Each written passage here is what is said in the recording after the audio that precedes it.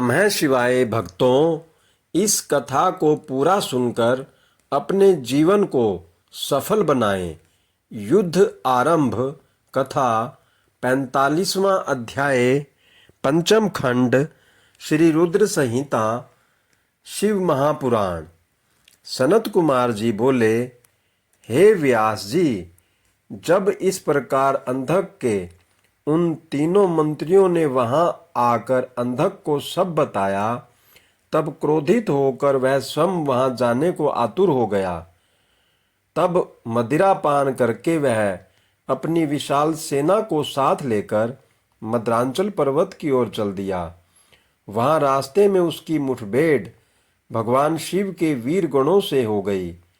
उनमें बड़ा भारी युद्ध हुआ। शिव गणों ने दैत्य सेना को मार मार कर वहां से भगा दिया। वीर बलशाली दैत्य विरोचन, बलि, बाणासुर, सहस्त्रबाहु आदि बड़ी दृढ़ता से लड़े, परंतु शिव गणों ने उन्हें वहां से खदेड़ कर ही दम लिया। उस समय वहां की धरती रक्त से लाल हो गई। जब असुरों की सेना ने देखा कि वे किसी भी प्रकार से शिव जी के गणों को नहीं हरा पाएंगे, तब वे स्वतः ही वहां से लौट गए। उधर जब वहां शांति हो गई, तब भगवान शिव अपनी प्रिय देवी पार्वती से बोले, हे प्रिये, मैं यहाँ पर अपने उत्तम पाशुपत व्रत का पालन करने के लिए आया था, परंतु यहाँ पर मेरे व्रत में विघ्न पड़ गया है। अतः अब मैं इस व्रत को यहाँ पर पूरा नहीं कर सकता। इस व्रत को पूरा करने के लिए मुझे पुनः किसी अन्य निर्जन स्थान पर जाना पड़ेगा। देवी, तुम यहीं पर रहो और मैं किसी अन्यत्र स्थान पर जाकर अपने पाशुपत व्रत का अनुष्ठान पूरा करूंगा। यह कहकर भगवान शिव अपने व्रत को पूरा करने के लिए वहां से किसी दूसरे वन में चले गए और पार्वती देवी वहीं मंद्रांचल पर्वत पर एक गुफा में रहने लगी। भगवान शिव निर्जन वन में जाकर अपने पाशुपत व्रत को पूरा करने के लिए घोर साधना करने लगे। उधर दूसरी ओर देवी पार्वती वहां अकेली रहकर अपने पति भगवान शिव के लौटने की प्रतीक्षा करने लगी। उनकी रक्षा के लिए भगवान शिव का गण वीरक सदा उनकी गुफा के बाहर पहरा देता रहता था। दूसरी ओर दैत्यराज अंधक को, जिसे एक बार शिव गणों ने परास्त करके वहां से खदेड़ दिया था, देवी को प्राप्त किए बिना चैन कहाँ आने वाला था।